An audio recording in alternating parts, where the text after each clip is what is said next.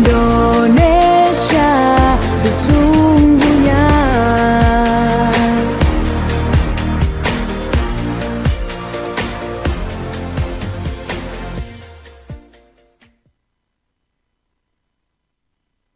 Selamat pagi pendengar Pro 1 dimanapun Anda berada, senang sekali pagi ini jumpa lagi bersama saya Steve Kolibu untuk Sulut Bicara.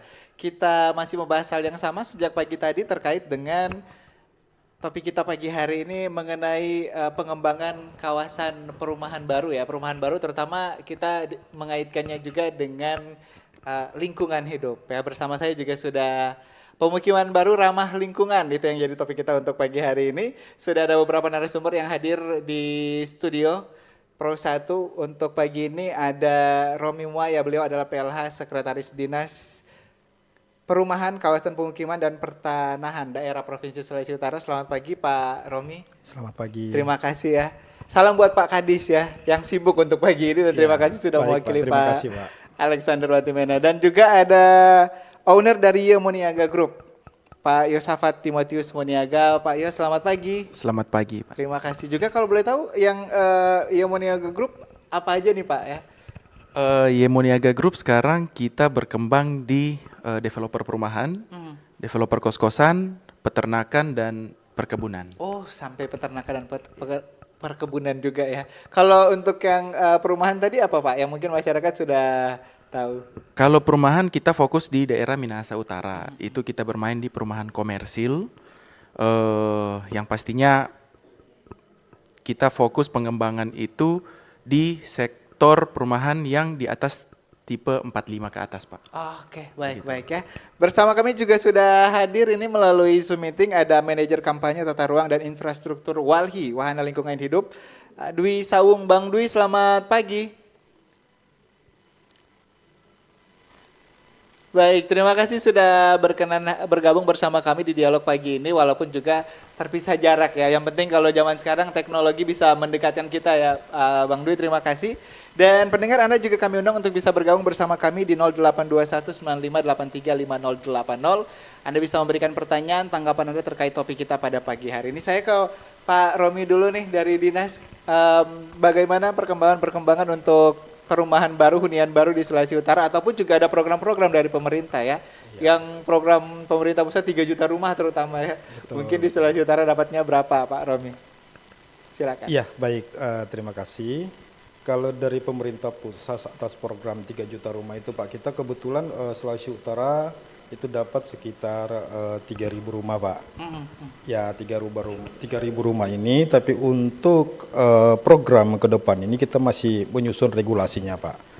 Kita masih selalu berkoordinasi dengan pemerintah pusat untuk bagaimana melaksanakan yang 3.000 rumah ini.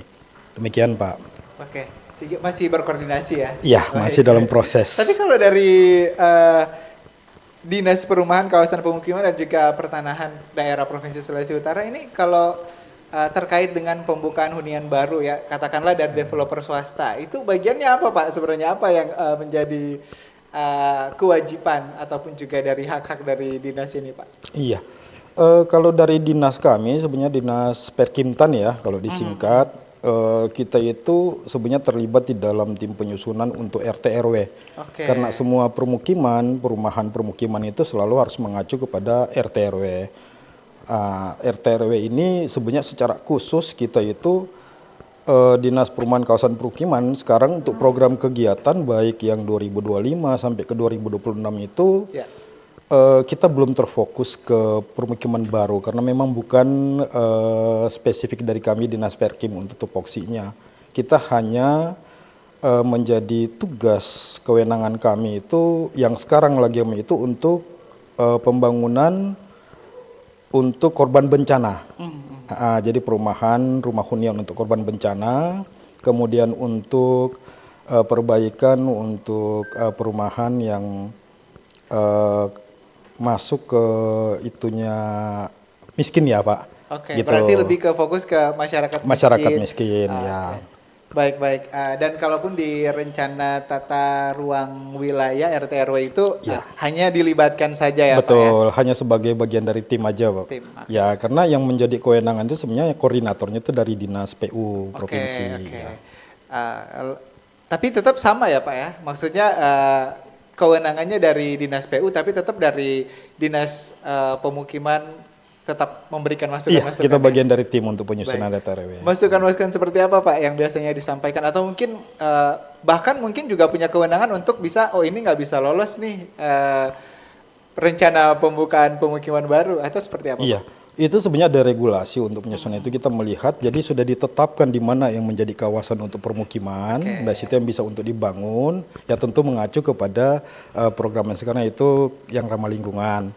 Nah, tapi dari Dinas Perkim itu nanti setelah dari RT RW ini kita menyusun nanti RP3KP.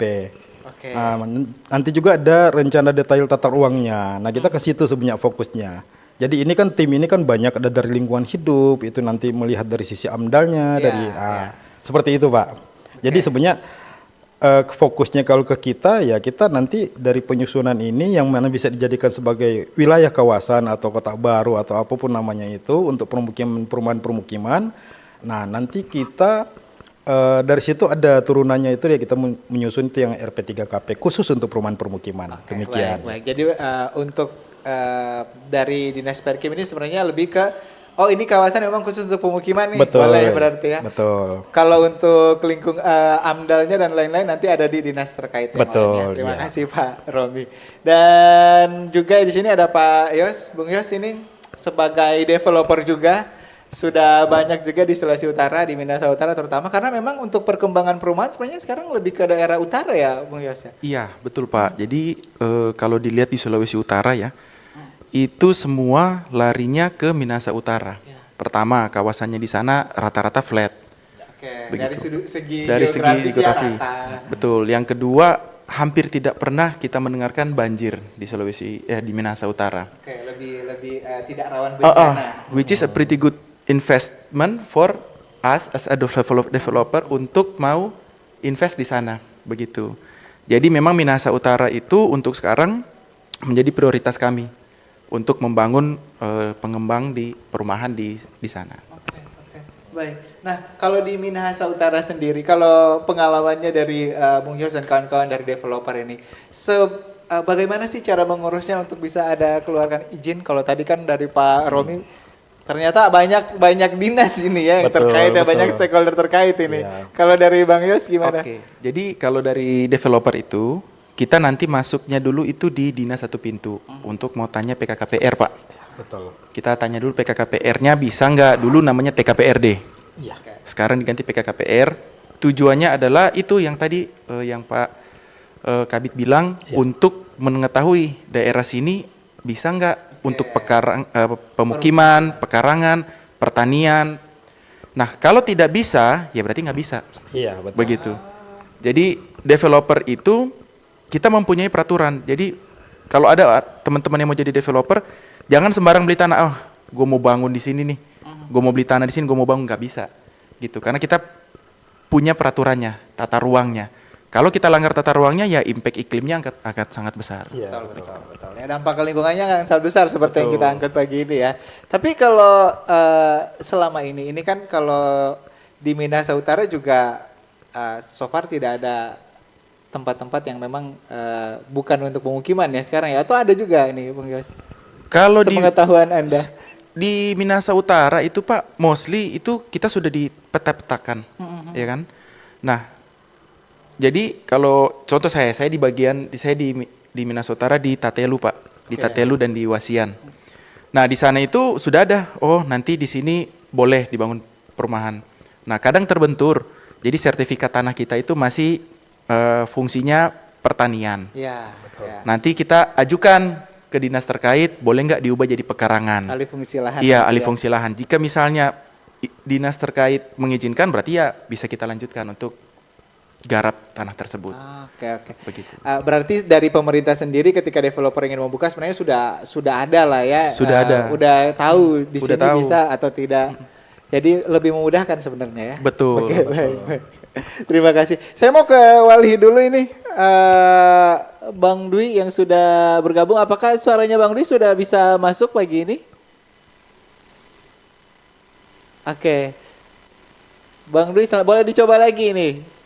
biar bisa didengarkan juga oleh pendengar kami pagi hari ini, teman-teman boleh tolong di fix dulu. Bisa Baik, sudah bisa. Apa kabar? Ya, halo. Iya. Apa kabar Bang Dwi? Ya, sudah masuk suara saya? Sudah bisa kami dengarkan. Nah, kalau dari Walhi sendiri sudah masuk, sudah bisa kami dengarkan. Ini kalau dari Walhi sendiri biasanya kasus-kasus apa sih terkait dengan perumahan pemukiman baru, terkait permasalahannya dengan lingkungan, apalagi ramah lingkungan? Biasanya yang umum ini ya pelanggaran tata ruang ya. Itu umum terjadi. Kemudian misalnya perubahan tata ruang. Nah, biasanya kan kita punya peta bencana gitu ya, kerawanan geologi ataupun bencana kerawanan yang lain begitu. Atau biasanya kalau dia posisinya di daerah dataran rendah begitu, ada ininya ya, ada floodplain gitu sebutnya ya, apa ya, daerah dataran banjir ya. Nah, itu seringkali banyak yang merubah dataran banjir menjadi perumahan, kemudian juga daerah-daerah yang dilarang misalnya dengan kepentingan tertentu kan sebenarnya kan nggak boleh ya, nggak boleh dibangun. Nah, itu kemudian tiba-tiba keluar izin perumahan. Nah, itu banyak yang terjadi seperti itu. Kemudian juga ada juga kalau yang di daerah hulunya misalnya harusnya daerah tangkapan air begitu ataupun daerah resapan kemudian dia dibangun gitu. Nah, daerah tersebutnya tidak banjir, tapi daerah di bawahnya jadi banjir. Kemudian juga ini biasanya kalau misalnya ada perumahan besar begitu ya, dia proses pembangunannya tidak terintegrasi dengan drainase lingkungan sekitarnya. Jadi main bangun saja, kemudian drainase atau saluran airnya tidak dibangun mengikuti perubahan tata ruang.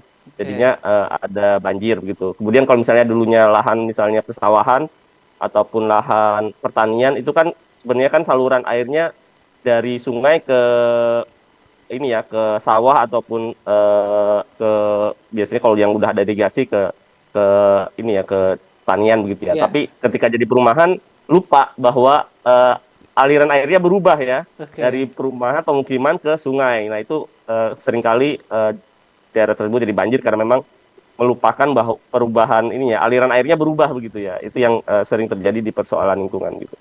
Kemudian lagi soal ini ya, soal apa, ada juga perumahan-perumahan, tapi mungkin sekarang sudah tidak banyak ya perumahan yang besar kemudian dia RTH-nya jadi berkurang gitu. RTH-nya jadi berkurang, nggak sesuai lagi dengan aturan misalnya tata ruangnya, misalnya harusnya ada 30% lahan terbuka hijau, itu jadi berkurang.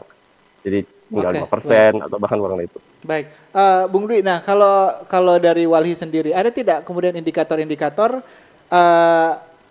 yang konkret yang menyatakan bahwa pemukiman ini atau pemukiman baru ini nantinya akan ramah lingkungan? Sebenarnya kalau kita dari ini aja kelihatan ya, dari lokasinya begitu ya, sesuai dengan peta kerawanan sebenarnya itu bisa kelihatan ini lokasi yang layak atau tidak untuk pemukiman. Termasuk juga soal kepadatannya. Kepadatan di situ dan ini sebenarnya sesuai dengan kondisi di lokasinya juga ya. Kalau dia misalnya melanggar itu sebenarnya jadi nggak ramah lingkungan gitu ya. Ataupun dia itu tadi kalau tata ruangnya berubah tidak sesuai dengan kan ada perhitungannya sebenarnya ya. Biasanya kalau secara teknis via AMDAL ataupun biasanya ada kajian lingkungannya.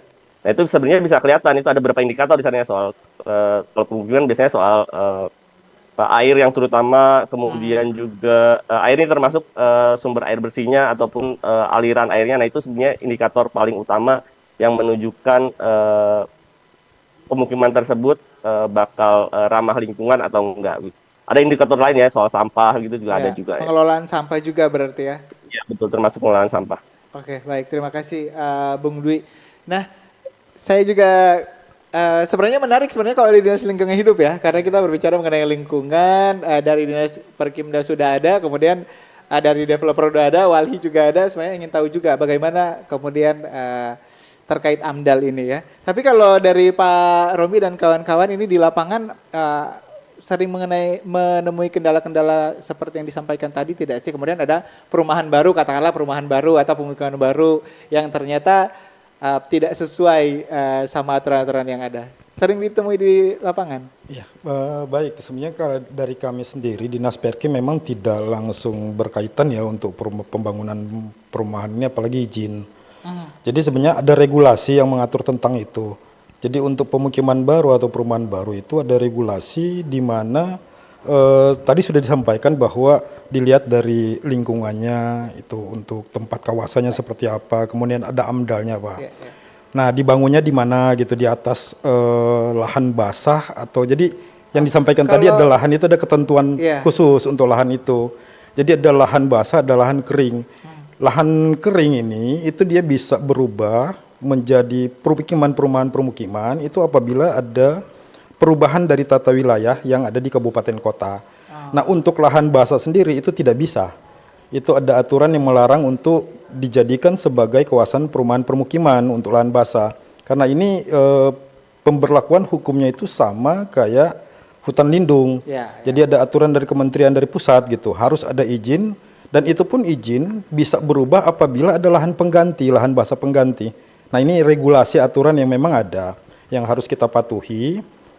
Nah, untuk perizinan pun itu sampai disampaikan tadi juga memang ada dinas yang khusus mengurus untuk perizinan perumahan permukiman baru gitu loh. Baik. Berarti aturannya ada ya setahu Pak Roni ya. Kalau yang kendala-kendala di lapangan yang tadi belum ditemui ya. Belum ditemui. Jadi kalau tidak sesuai tidak dikeluarkan izinnya. Ada punishment-nya nanti tidak dikeluarkan izin juga salah satunya. Baik, terima kasih. Kalau Mas Dwi ini, saya ke Mas Dwi lagi sebelum kita jeda, ada data-data tidak dari Walhi terkait dengan pelanggaran-pelanggaran untuk pemukiman baru, terutama ya di Sulawesi Utara. Kalau ada nanti saya coba di segmen selanjutnya ya Mas Dwi ya. Kita harus jeda dulu. Narasumber di sini juga kita harus jeda dulu. Anda yang bisa bergabung bersama kami boleh, silakan di 082195535080, boleh by phone, WhatsApp, ataupun juga komentar Anda di YouTube pagi hari ini. Saya Steve akan kembali saat lagi, tetap di Sulut Bicara. Kanal informasi dan inspirasi Terus satu.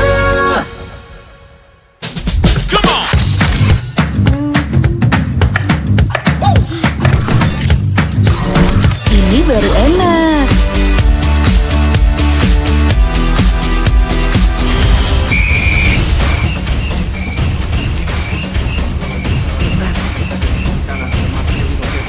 Bentar Mi.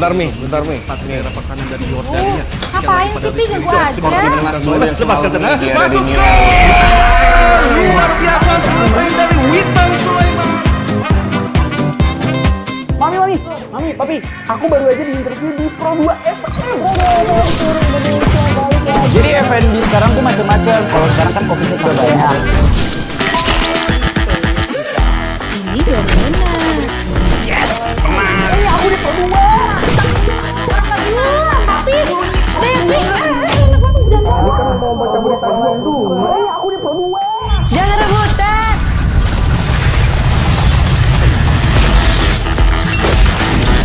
Eits, jangan rebutan. RRI bisa dinikmati dari mana aja dan di mana aja. RRI multi-platform, multi-konten.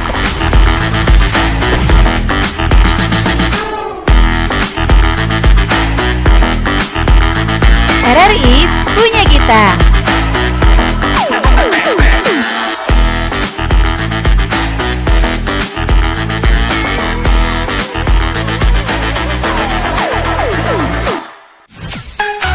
Kanal informasi dan inspirasi Terus satu.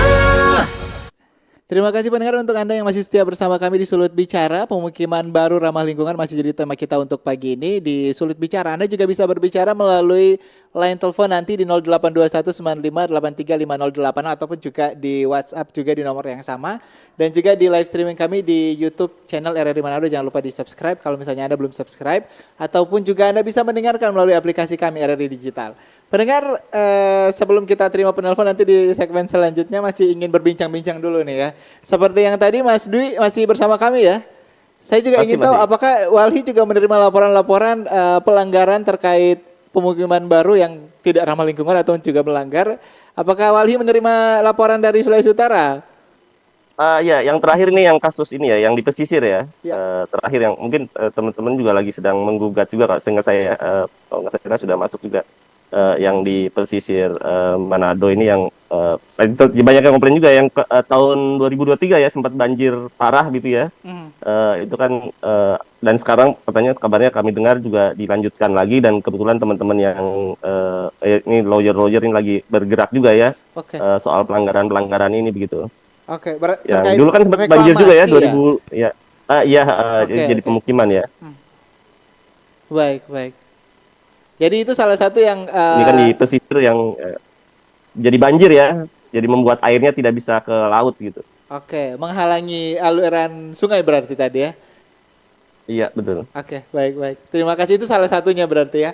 Kalau saya ini Pak Romi dulu nih Pak, ini juga selain sebenarnya hunian baru ya, pemukiman baru. Kalau kita lihat di Kota Manado juga, tadi kan disampaikan ada beberapa daerah yang harusnya tidak menjadi tempat pemukiman ya. Salah satunya di daerah aliran sungai ini banyak ini Pak ini. Kalau dari dinas sendiri seperti apa? Ada pemetaannya kah atau bagaimana? Iya. Sebenarnya ada regulasi atau izin yang melarang untuk pembangunan kawasan di bantaran sungai ya, di aliran sungai. Karena itu kan akan nanti mengakibatkan banjir, terjadinya banjir. Dan kita 2 tahun kemarin ya kalau tidak salah itu juga membantu dari teman-teman kementerian dalam hal ini BWS melaksanakan untuk aliran sungai yang tiga sungai, aliran sungai di Das Tondano, kemudian Das Tikala dan Das Sario. Itu yang kita lagi bikin pembebasan untuk bisa itu biar tidak terjadi banjir lagi di Kota Manado. Dan mungkin ini nanti bisa direlokasi di proyek 3 juta rumah tadi ya, program itu. Iya, itu nanti. Tapi kita sebenarnya Dinas Perkem hanya membantu teman-teman karena memang bukan program kegiatannya kami. Itu langsung dari kementerian seperti itu. Oke, baik, baik. Lanjut ke yang tadi itu Pak, yang 3 aliran sungai berarti sementara dipetakan ya. Sementara Pak, sementara. Sudah dari tahun kemarin ya bergulir itu. Ya. Mungkin pembebasan lahannya dulu, nanti setelah itu baru dibuatkan itunya untuk talut-talutnya. Oke, Pak. Seperti Pembebasan lahan berarti masyarakat yang tinggal di situ sudah memiliki hak milik ya, memang beneran hak milik Pak? Atau karena setahu saya kan kalau bantaran sungai kan ya. Benar Pak, benar. Seharusnya aturannya kan tidak boleh. Ada regulasi yang mengatur itu, ada ketentuan yang mengatur itu. Berapa meter dari titik senternya sungai misalnya. Tapi ini memang yang kami dapati setelah kami identifikasi inventarisasi memang ada yang sudah memiliki izin. Dalam hal ini juga ada yang sudah bersertifikat gitu loh. Jadi kalau memang sudah hak milik ya berarti kita harus melaksanakan ganti rugi. Ya, kalau tidak mau harus diganti rugi. Betul, ya seperti itu. Oke, karena sudah ada sertifikatnya. Iya betul. Nah, ini dipertanyakan lagi nih Pak, sertifikatnya bisa keluar. Padahal kan ada aturan-aturan tadi ya Pak Romi. Tapi itu nanti kita bahas yang lain lagi ya. Betul. Saya mau ke Pak Bung Yos dulu nih terkait dengan pemukiman baru ramah lingkungan. Kalau dari Iemoniaga Group tadi, apakah ada konsep-konsep greenhouse atau mungkin juga ramah lingkungan nih dari yang ditawarkan? Boleh pakai mikrofon Pak. Oke, jadi kalau dari kami itu, sebenarnya kami itu lebih ke perumahan di bawah 100 unit Pak. Karena lebih ke kalau di Jabodetabek itu namanya townhouse. Townhouse itu ada yang cuma sekitar 10 rumah, 5 rumah gitu. Nah, program green tadi ya, sebenarnya itu dari pemerintah sudah jelas 60-40 Pak, bukan 70-30 lagi.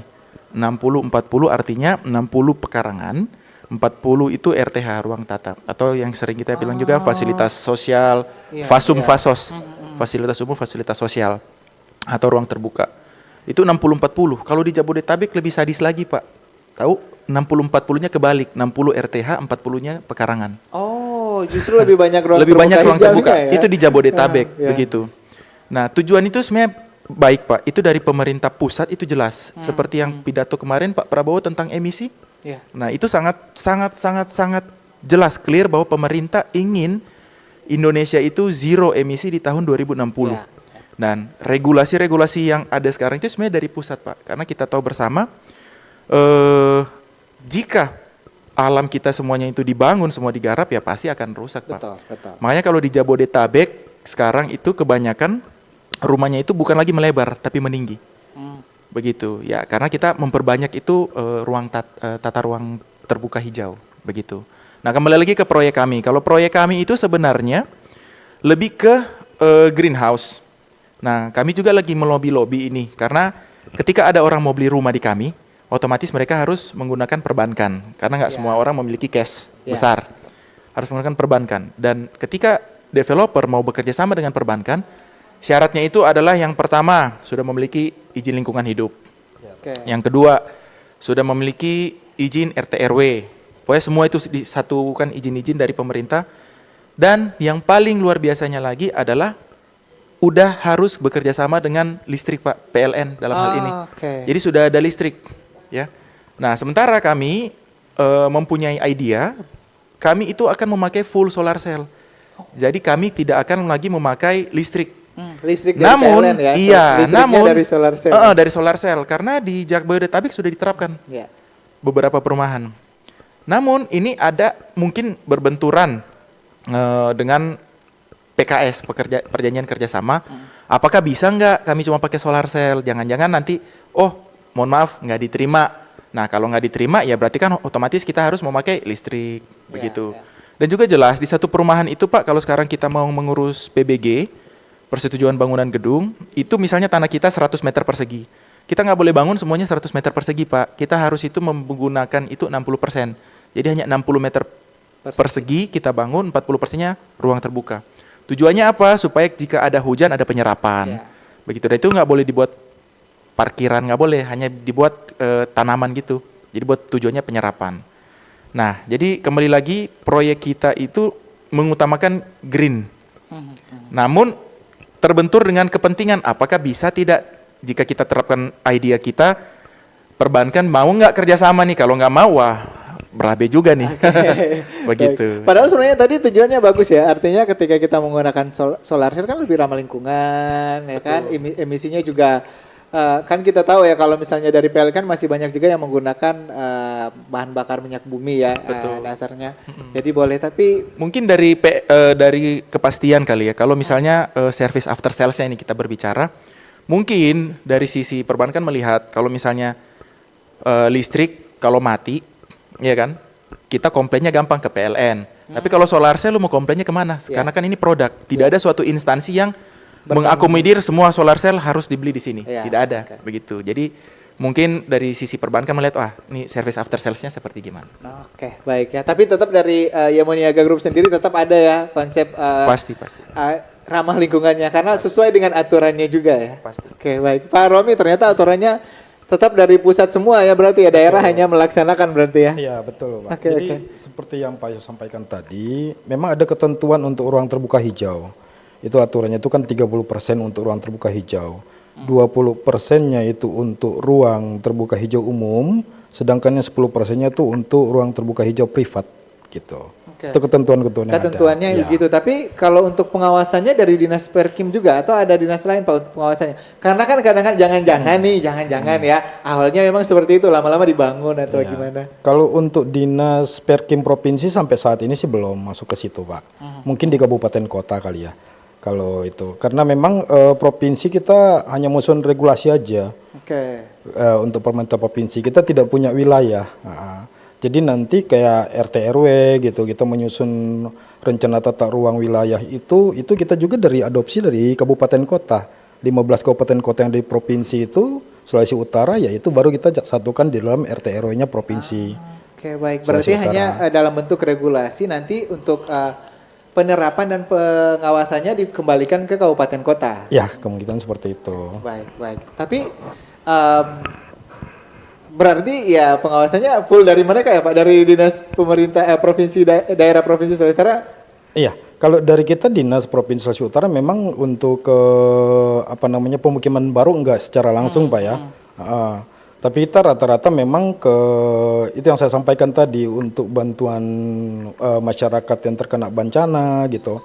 Kemudian ada masyarakat yang kawasan kawasan ekonomi rendah lah istilahnya untuk pembangunan rumahnya seperti itu. Dan kita rata-rata biasanya membantu dalam bentuk sarana prasarana aja Pak. Kalau ke permukiman gitu, ke perumahan-permukiman, ada perumahan, ada permukiman. Ini ada dua hal yang berbeda sebenarnya. Jadi kita membantu untuk membangun sarana prasarana umum gitu, utilitas umumnya gitu. Jadi misalnya kayak kita buat jalan-jalan pavingnya, kemudian kita buatkan di situ untuk talut, untuk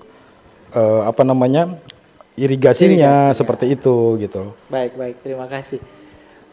Nampaknya topik kita pagi ini mendapatkan respon yang luar biasa. Dari tadi produser saya sudah kode-kode telepon masuk katanya. Kita akan terima penelpon di 0821 9583 5080. Sekali lagi 0821 9583 5080. Jangan lupa pemukiman baru ramah lingkungan itu jadi topik kita. Kita baca WhatsApp dulu ya. Dari Onal di Winangun, ini pertanyaannya untuk Pak Yosafat. Apakah perumahan di Manado ada yang memberlakukan biaya Homeowner Association ya untuk menjamin kenyamanan dan kelayakan sanitasi perumahan ramah lingkungan. Nah, tapi mungkin karena Pak Yos ini banyak ya luas yang ada di Minahasa Utara juga, mungkin pengalamannya dari Pak Yos apakah ada seperti itu? Oke, pengalaman dari kami itu biasanya kalau Homeowner Association itu ada, tapi biasanya itu dikelola oleh developer tersebut. Jadi contoh misalnya saya sebagai developer nih, saya pungut biaya IPL. IPL itu kan mencakup security, keamanan, kebersihan, begitu. Nah, jika ada terjadi bencana misalnya kayak banjir atau longsor, saya sebagai developer harus tanggung jawab. Jika developernya bertanggung jawab. Oke. Nah, ada juga developer di Sulawesi Utara, ketika memang sudah sold out project mereka itu serahkan ke pemerintah untuk ambil alih. Jadi developer tidak lagi memungut biaya, melainkan pemerintah. Begitu. Kalau sudah 100% laku, kalau sudah 100%, ya. sebenarnya gampang banget Pak kalau di Sulawesi Utara melihatnya. Lihat aja kalau misalnya perumahannya itu kalau masih pakai paving, berarti itu masih developer. Kalau memang dia masih paving tapi udah di aspal, itu berarti sudah pemerintah yang take over. Oh, iya. Betul. Iya. Ciri-cirinya begitu ya. Cirinya ini udah pemerintah nih yang take over nih, udah aspal begitu. Tapi juga ada beberapa developer yang mohon maaf kapitalnya besar. Ya mereka langsung aspal dari awal sih ya, itu beda lah ya. Iya. Tergantung marketnya ya, kapitalnya besar berarti harganya juga besar nih Bang. Betul. Terima kasih. Kalau sudah ada penelpon masuk boleh kita sapa pagi ini di Sulut Bicara 082195835080. Halo, selamat pagi. Halo. Iya, dengan siapa di mana Pak? Tabea Pak. Dengan siapa di mana Pak? Dengan Heri. Pak Heri posisi lagi di mana Pak Heri? Posisi sekarang di Patel. Oke, baik. Silakan Pak Heri. Domisili sebenarnya saya itu di Ranupane Weru, lingkungan 1. Oke, baik. Pak Heri, pemukiman baru ramah lingkungan. Silakan. Pertanyaan atau tanggapan? Selamat pagi Bapak-bapak narasumber. Pagi. Selamat pagi Pak. Selamat pagi. Iya. Langsung saja Pak Heri. Kang. Ya, ini dari Dinas Perkimtan Sulawesi Utara. Badan Lingkungan Hidup kan? Walhi, Wahana Lingkungan Hidup ada. Iya, baru ada Walhi dan developer. Baik. Langsung Pak Heri. Iya, saya ke Walhi dulu ya. Sebenarnya menjadi harapan masyarakat Walhi yang mengontrol, mengawasi. Oke. Namun apa daya dengan sistem, saya memperhatikan Walhi, gigi taringnya sepertinya dicabut. Baik. Saya ikuti Walhi di atas 15 tahun yang lalu pada waktu ngotot. Itu pertambangan yang ada di Pulau Bangka, termasuk Newmont seputar mining yang ada di Likupang, itu Walhi itu memang sangat-sangat luar biasa. Baik. Namun 15 tahun terakhir seperti itu. Oke. Pak Heri boleh disingkat Pak Heri? Iya. Ya. Demikian juga yang Badan Lingkungan Hidup. Jadi kalau pagi ini kita dengar sepertinya baik, bagus. Tapi ya mudah-mudahan ke depan sesuai dengan pembahasan-pembahasan yang sekarang, aturan-aturan yang ada. Oke. Karena begini ya, itu akibat pembangunan Citraland, ya, itu Ranupane Weru sampai ke jembatan Kuning di Boulevard itu jadi langganan banjir yang luar biasa. Baik Pak Heri. Begitu terjadi banjir, diam semua. Oke. Dan sekarang masih membangun. Dan masih ada lagi di atas Citraland. Sementara membangun. Di antara sungai yang bermuara, di antara Bahu. Ya. Dan Pak Heri boleh disingkat Pak Heri? Iya, ini menyangkut dengan lingkungan. Yang namanya pemikiran baru, ramah lingkungan. Ini yang saya bicara ini kan gimana ramah lingkungan. Iya. Berarti yang harus lebih tegas lagi nih Pak Heri ya. Kiri kanan kokak, Koka itu bagian timur sungai yang bermuara di Miangas.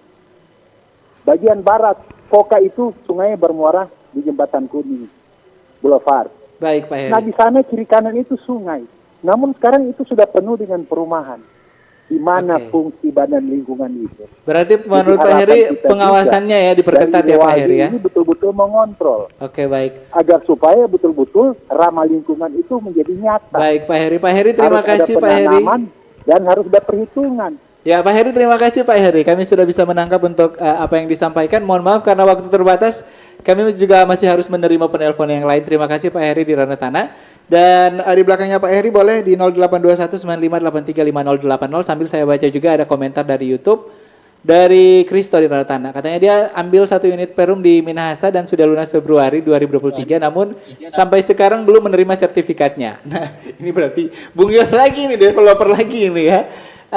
Dari developer yang bersangkutan tidak ada kepastian, terkesan ditunda-tunda dan sering menghindar. Nah, sudah lunas katanya, tapi nanti ditanggapi ya. Kira-kira kalau pengalamannya Bang Yos dan mungkin bisa edukasi juga kepada Kristo, apa yang harus dilakukan. Tapi kita terima penelpon dulu satu lagi. Ya, forum Sulut Bicara, selamat pagi. Ya, selamat pagi. Iya, dengan Ibu siapa di mana Bu? Dengan Ibu Suprapti Ibu Suprapti lagi di mana Bu? di jalan. Oke, lagi di jalan. Silakan Bu Suprapti, singkat saja. Iya, jadi sesuai topik itu pembangunan sekarang ramah lingkungan, memang sudah ramah lingkungan, Pak. Oke. Contoh, untuk pembuatan atap dulu orang harus tebang kayu kelapa atau kayu untuk buat atap.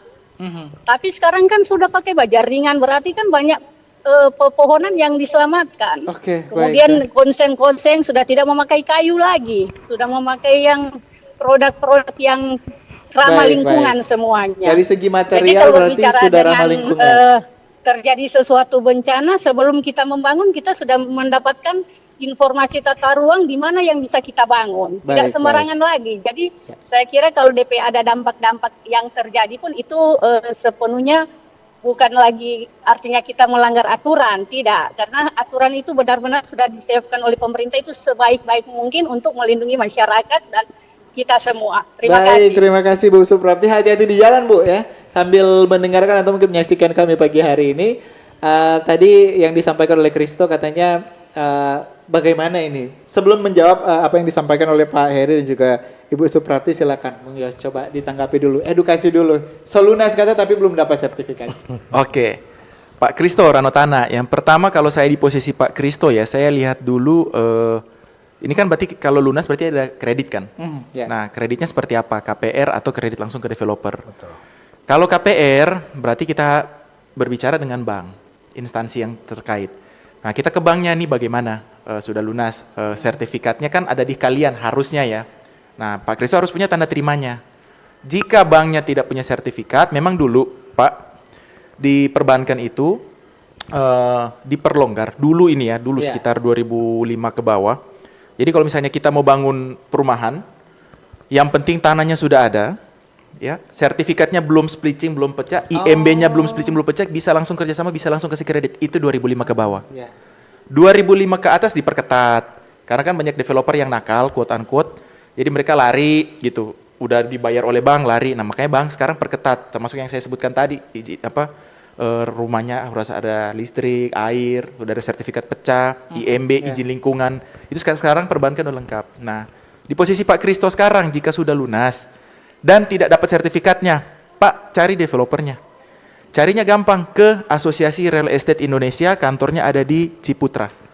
Tanyakan ke Asosiasi Real Estate Indonesia, REI, tanya ke mereka, developer ini di mana alamatnya, kontak personnya siapa, dan cari. Karena atau Apersi, kalau nggak REI, Apersi, itu Asosiasi Real Estate. Begitu. Jika memang tidak ketemu lagi, ya Pak, lewat hukum Pak, lewat polisi, somasi. Begitu. Baik ya, tapi tadi itu edukasi juga bukan hanya buat Kristo, kayaknya banyak yang seperti itu ya. Dan ini saya mau ke Bang Dwi dulu nih dari Walhi, apa yang disampaikan mungkin tanggapan dari Pak Heri tadi terkait dengan bagaimana, apakah Walhi memang sekarang agak menurun atau seperti apa sebenarnya dari pengalamannya Bang Dwi ini? Ya ini ya, saya kira ini teman-teman di daerah juga mengalami ya, ada perubahan aturan di pusat yang tiba-tiba misalnya kayak lebih pro ke pengembang gitu ya dalam beberapa belas development lebih usaha-usaha tuh dipermudah begitu ya. Itu yang sebenarnya jadi kayak membuat kita Walhi yang soal lingkungan itu kayak semacam ya benar tadi dibilang giginya dicopotin begitu ya. Kita jadi lebih sulit begitu ya karena pemerintah pusat itu lewat omnibus terutama jadi mempermudah segala sesuatu. Jadi persoalan lingkungannya jadi semacam diabaikan gitu ya. Kita kan juga sebenarnya kalau disulut kan berkaca semenjak banjir besar Manado kan kita harusnya 2014 itu ya. Iya, betul. Dengan saya kita harusnya mengevaluasi semua perizinan soal tata ruang segala macam ya. Tapi kan kemudian aturan yang keluar itu termasuk juga soal tata ruang gitu ya. Kalau misalnya dipermudah semuanya begitu. Nah ini yang termasuk juga yang belakangan kan bisa misalnya Komisi AMDAL pun makin perannya tuh makin berkurang gitu ya. Termasuk juga pihak masyarakat yang biasanya ikut mengawasi juga berkurang perannya di sana. Jadi mau nggak mau jadi kayak semacam kita berkurang perannya di sana gitu. Baik. Walaupun di satu sisi ada RDTR ya, RDTR kan itu sebenarnya harusnya memperketat begitu ya, memperketat si perizinan tata ruang dan segala macam gitu ya. Kalau nggak ada di RDTR dia, nah masalahnya ketika membuat RDTR itu pelibatan publiknya itu berkurang. Nah ini yang jadi kayak ada ada hantunya lagi di situ begitu yang nggak tahu tiba-tiba misalnya ini menurut kajian teknis saja ya orang-orang yang bicara soal lingkungan, bicara soal kerentanan bencana yang harusnya dilibatkan menentukan wilayah mana di dalam RDTR yang boleh ada pemukiman dengan kepadatan tertentu tiba-tiba tidak dilibatkan. Ini berubah. Nah, makanya ketika terjadi bencana di daerah tersebut, banjir terutama ya, itu tidak aneh itu terjadi. Kemudian juga yang soal lain, misalnya soal kebutuhan air, ini juga kan ketika kita membangun pemukiman mau nggak mau harus menghitung airnya itu dari mana begitu ya. Termasuk juga buangannya seperti apa, mampu nggak sih sungainya menampung itu, ataupun mengolah air kotornya begitu ya. Kan nggak bisa lagi sebenarnya kalau udah kawasan pemukiman begitu, itu nggak bisa lagi kita main buang aja langsung ke badan air begitu ya. Harus mau nggak mau harus ada pengolahannya, dan posisi pengolahannya itu di mana, apakah di masing-masing persil ataupun rumah ataupun mau dibikin komunal. Dan sebenarnya kalau udah pemukimannya udah kepadatannya mulai sedang ataupun tinggi, itu mau nggak mau harus ada pengolahan air yang komunal ataupun bersama-sama, nggak bisa lagi diserahkan per individu, persil per persil atau rumah per rumah begitu ya. Nah itu juga harus mulai dipikirkan, dan tampaknya banyak kota ini sekarang banyak kan di kota kabupaten ya kewenangannya ya, hanya provinsi tertentu aja. Itu tidak dilakukan itu pengaturan bagaimana mengolah air kotor yang sudah kita hasilkan gitu ya. Nah ini jadi bencana sebenarnya nanti ya, kita lihat nanti 5-10 tahun ke depan air permukaan kita semuanya jadi tercemar gitu oleh limbah domestik. Oke, baik. Nah, Pak Dwi berarti Anda setuju ya disampaikan tadi agak dicopot taringnya ya.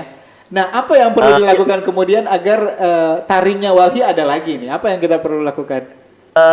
Sebenarnya kami sedang menggugat di MK ya soal beberapa taring-taring yang soal lingkungan yang diabaikan gitu ya, yang sebenarnya itu walaupun kita misalnya nggak diawasi, harusnya pemerintah juga di yang bagian pemerintah ya itu membuka kritik ataupun saran, dan sebenarnya kan saran kita sebenarnya kan ada basis dan ukuran ilmiahnya ya. Itu dibalikin lagi lah ya, dievaluasi dulu semua gitu ya, dan mendengarkan pihak yang punya pendapat lain begitu. Jangan hanya yang pihak yang pro saja yang didengar gitu.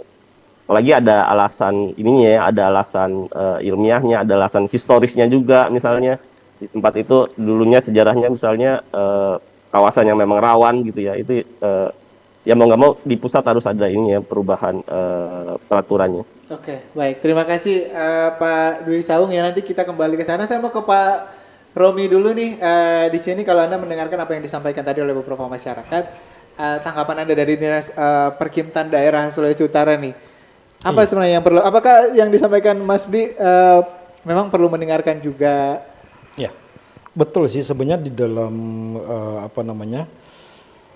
rencana untuk pembangunan kawasan permukiman baru atau apa itu sebenarnya kan ada melibatkan stakeholder ya, bukan hanya kami dari pemerintah juga.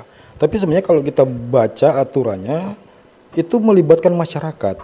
Sebenarnya begitu. Pengawasannya itu melibatkan masyarakat juga. Dalam hal ini entah itu dari LSM atau dari organisasi masyarakat yang ada gitu. Itu sebenarnya harus melibatkan masyarakat. Betul yang disampaikan sama Bang Dwi tadi. Jadi memang regulasi kan kita sudah atur nih. Pemerintah sudah mengatur regulasi, tinggal pelaksananya.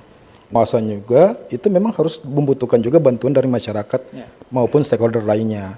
Biasanya juga dengan owner-owner dari masyarakat ya seperti itu, atau dari ya pengusaha-pengusaha yang membangun perumahan semacam Bang Yos. Baik. Seperti itu sih sebenarnya. Ya mungkin itu dulu. Sudah ada sebenarnya ya peraturannya, sudah dan ada. tinggal berarti masyarakat harus lebih aktif lagi ya. Betul Pak, Baik. betul. Tadi juga saya ingin ke Pak Yos juga tadi dari Ibu Suprapti tadi yang lagi di jalan. Ini terkait dengan material yang digunakan sekarang. Apakah ada aturan-aturan juga terkait material yang digunakan harus ramah lingkungan atau memang itu juga bisa jadi bahan jualan dari para developer? Nah, sebenarnya kalau dari sisi developer kita tuh sudah terapkan ya Pak. Kayak tadi yang pakai kayu-kayu kita udah nggak pakai. Itu memang udah jalan sebenarnya. Dan lebih ke kalau di kami pencahayaan, jadi kami lebih banyak pakai kaca. Tujuannya supaya satu, jangan kebanyakan pakai listrik. Hemat listrik gitu. Jadi kita atur pencahayaannya supaya mereka banyak kena cahaya dan nggak gelap gitu rumahnya. Nah, peraturan sendiri dari instansi-instansi tersebut yang penting menurut saya itu lengkap dalam tanda kutip layak lah. Apalagi kalau kita bermain rumah subsidi. Rumah subsidi itu rumah FLPP namanya, itu mempunyai standar khusus dari pemerintah. Begitu. Nah, kalau di rumah komersil otomatis untuk membuat harga kita naik, kita harus juga membuat fasilitasnya juga baik di dalam rumahnya. Begitu. Jadi spesifikasi khusus apakah ada? Jawabannya ada. Jika itu bermain di rumah subsidi. Begitu, atau FLPP. Oke, baik ya. Berarti kalau rumah subsidi tetap di bawah pengawasan pemerintah soalnya ya. Kalau non subsidi kan ya terserah yang mau beli ya Pak. Baik, kita baca dulu, ini ada beberapa yang masih bergabung bersama kami. Ada dari WhatsApp, selamat pagi, berbicara pemukiman yang nyaman tentunya diidam-idamkan oleh masyarakat. Di Manado banyak perumahan yang asri dan nyaman, tapi yang menjadi persoalan, apakah nyaman dalam hal keamanan? Karena yang dicari masyarakat bukan cuma nyaman dari segi fasilitasnya, tapi juga terpenting nyaman dengan keamanan. Tanggapan dari narasumber kan terkait keamanan, karena aman dari pencuri, terutama aman dari keributan dan lainnya. Terima kasih dari Ibu Grace di Langoan. Nah ini Pak Yos lagi nih, karena developer nih. Walaupun topik kita terkait rumah yang ramah lingkungan, tapi ini juga lingkungan yang aman juga. Kalau dari Moniaga Group ini seperti apa? Sebenarnya kalau Ibu Grace beli rumah di kami ya Bu, kita menjamin keamanannya Bu. Sangat menjamin keamanannya, terutama kalau misalnya acara. Kita sudah tahu bersama kalau kita ini orang-orang Sulawesi Utara, Manado, Minahasa, kalau kita dari Nyaku Tatelu Pak, memang asli Tatelu. Ya, itu orang mau kalau ada acara, kalau belum jam 4 subuh belum mau tutup. Itu speaker dan lain-lain. Nah, kearifan lokal. Betul. Kalau mau tegur, nanti bilangnya, oh ngoni sobagin. Ya. Tapi kalau ketika kita udah bicara perumahan, kita menerapkan yang namanya itu 10 PM of everything. Jadi kalau misalnya ada acara, mohon maaf, mohon izin jika Anda mau lanjutkan acara bisa, tapi jika ada menggunakan keyboard, speaker dan lain-lain, tolong disetopkan jam 10 karena yang tinggal di sini bukan cuma Anda dan tetangga Anda itu ingin istirahat. Tapi kalau mau acara lanjut aja, nggak apa-apa. Apakah ada pro kontra? Oh banget Pak, sangat banyak. Tapi security bukan cuma 1 kali 2 kali berkelahi dengan penghuni. Tapi ya itulah, Anda membayar IPL ke kami, tujuannya untuk menjaga keamanan dan kenyamanan. Sama-sama nyaman berarti Bu Grace tergantung pilih developernya yang mana ya. Oke, kita baca lagi nih karena waktu juga sudah semakin terbatas, mungkin tinggal 2 atau 3 lagi komentar di WhatsApp dan YouTube yang bisa kami baca. Ini dari Ideal. Sebagian developer saat ini banyak yang membangun hampir 90%. Isinya bangunan rumah dan kebanyakan jalanan masuk perumahan juga kurang bagus. Apakah ada tindakan atau teguran bagi developer-developer nakal tersebut nih? Pak Romi mewakili lah ya dari pemerintah ini. Tadi ya. Jalan masuk perumahan. Mungkin terkait dengan fasilitas. Betul, fasilitas itu kebetulan di Dinas Perumahan Kawasan Permukiman Provinsi Sulawesi Utara itu kita punya satu kegiatan Pak. Itu prasarana umum. Itu membantu untuk sarana prasarana di permukiman maupun di perumahan. Nah, apabila ada proposal yang diajukan gitu loh, proposal yang diajukan ke kami Dinas Perkimtan Provinsi untuk bantuan untuk pembangunan sarana prasarana umum, itu akan kami tangani selagi masih tersedia anggarannya, Pak. Karena memang anggaran itu kan kita tidak banyak ya, kita terbatas dari sisi anggaran juga. Jadi kita sesuaikan dengan anggaran yang ada. Nah, udah banyak Pak yang kita bantu untuk khusus perumahan maupun permukiman di seluruh Sulawesi Utara ini gitu. Tapi harus berdasarkan atas proposal yang ada. Jadi silahkan diajukan gitu. Kalau dari pihak perumahan tidak bisa untuk membuatkan itu, ya diajukan. Tapi ada serah terimanya dulu untuk ke pemerintah. Baru bisa kita laksanakan sarana prasarananya. Harus seperti tadi yang disampaikan ya. Betul sama Pak. Kalau mau ditanya ke Bang Yos, pasti jawabannya sama lagi. Cari developer yang bagus ya. Iya betul. Kalau untuk developer. Penting juga untuk memilih developer. Kita ke Ibu Aprilia. Kami tinggal di satu perumahan di Minahasa sejak 2021. Tahun 2024 di sebelah kanan perumahan dibangun peternakan ayam skala industri. Dan di sebelah kiri ada kandang ternak rumahan juga. Di waktu-waktu tertentu ada tercium aroma yang tidak enak katanya di kompleks mereka. Dan khawatir juga limbah peternakan itu mencemari lingkungan. Nah, diminta tuh tanggapan dari narasumber nih ya. Dari Bang Yos dulu nih. Ya, berarti harus pilih juga lokasinya ya Bang Yos kan. Nah, kalau di sini sebenarnya kalau dari saya posisi Ibu Aprilia, saya akan lebih ke melihat ke perizinannya Pak. Karena peternakan itu nggak bisa sembarangan juga. Itu harus memiliki izin. Betul. Wah, apalagi kalau kebetulan peternakan. juga di bidang peternakan juga ya. Kita aja sampai sekarang lagi mau bangun peternakan di daerah Minahasa Utara, Pak. Itu izinnya sampai sekarang belum keluar. Tapi saya senang sebagai pelaku bisnis karena kenapa? Karena saya melihat 5 sampai 10 tahun ke depan, bahkan sampai 20 tahun ke depan kalau peternakan kami jalan dan tiba-tiba nanti merusak lingkungan, bagaimana anak saya nanti akan menanggapinya? Iya. Begitu. Jadi untuk Ibu Aprilia, kalau di posisi Ibu, saya akan ke instansi yang terkait, saya akan tanya izinnya ada tidak, begitu. Jika izinnya ada, lihat dulu yang mana yang keluar, perumahan atau peternakan nih. Biasanya sih nggak akan keluar bersamaan, biasanya ya. Kalau sudah ada pemukiman perumahan, sudah ada pemukiman, RT RW sudah keluar situ, nggak akan mungkin izin peternakan keluar. Nggak akan mungkin, sepengalaman saya. Jika memang keduanya sudah ada izinnya, dua-dua udah keluar izinnya, nah berarti harus ditanyakan ke wali kota atau ke bupati, begitu. Oke, baik. Ya Ibu Aprilia, terima kasih. Ini banyak ya, kayaknya nanti kita buka topik yang berbeda ya terkait dengan perumahan ya. Biar nanti banyak Pak Yos lagi yang datang. Dan waktu kita juga sudah sangat terbatas ya, sudah mau jam 10 pagi, jadi saya tinggal kalau dari developer bagaimana kemudian apakah boleh kemudian dari masyarakat, karena terkait dengan lingkungan ini kan bukan hanya penghuni di perumahan tersebut ya, ini efeknya luas, apalagi ketika yang disampaikan tadi oleh Pak Dwi terkait dengan nanti bencana yang mungkin timbul ketika ada pembukaan baru. Kalau dari developer sendiri apa yang perlu diperhatikan sebenarnya ya? Kalau dari developer sendiri yang perlu diperhatikan, pertama ikutin apa yang diizinkan. Jadi contoh misalnya dari bibir sungai. Ya. Itu Pak peraturan yang sebenarnya 25 meter sampai 30 meter baru bisa dibangun. Baru bisa ada bangunan. Begitu. Makanya kalau saya jalan ke suatu developer terus saya lihat, wah ini kayaknya cuma 2 meter langsung sungai belakangnya. Ya. Pertanyaan yang paling tepat adalah kenapa izinnya bisa keluar. Izin ini dalam tanda kutip sertifikat sertifikat di BPN dan PBG sekarang. Kenapa bisa keluar? Itu nomor 1. Dan yang nomor 2, kita juga ada peraturan GSB Pak. GSB itu Badan Simpanan Jalan. Jadi kalau Bapak lihat ke kawasan Megamas itu dia, di depannya kan ada ruko-ruko tuh. Depan ruko-rukonya coba Bapak lihat, mungkin sertifikatnya itu 100 meter persegi, tapi mereka jadi izinkan bangun itu hanya 50 meter persegi. 50 meternya dibangun untuk trotoar, ruang terbuka. Kan di tiap daerah beda ya BSG-nya ya, betul, bangunan ya. Betul. Kalau di Sulawesi Utara berapa? Kalau di Sulawesi Utara rumusnya gampang, lebar jalan di depan bahagi 2 tambah 2 meter. Oh, jadi kalau lebar jalannya 8 meter, bahagi 2 4 meter tambah 2 meter berarti 6 meter baru bisa bangun. Baru bisa. Iya. Itu rumus yang saya pelajari, Pak. Begitu. Nah, kemudian dari sisi developer juga, kalau misalnya ada yang melanggar, ya harus dikenakan sanksi, Pak. Begitu, karena ini menyangkut nyawa manusia nih. Jangan sampai misalnya ada orang tempati rumah tersebut, kita sudah jual, kita sudah terima profit, tiba-tiba hujan besar, longsor, meninggal, developer lari bea. Nah, itu yang saya tekankan sih. Jadi untuk teman-teman para pengembang, ikuti aturan yang ada. Baik, ikuti aturan yang ada ya. Jangan sampai nanti ketika ada bencana yang disalahkan alam begitu ya. Baik, terima kasih Pak Yosafat Timotius Moniaga, owner dari IE Moniaga Group. Dari sebelum ke Pak Romi, saya mau ke Pak Dwi dulu nih.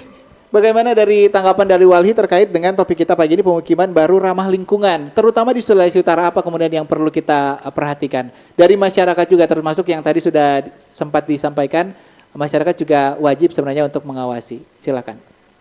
Ya, tadi udah disebutkan gue ya gimana soal tata ruangnya begitu ya. Kemudian juga soal izin. Memang ini juga agak tricky juga ya soal apa ya? Soal izin ini ya.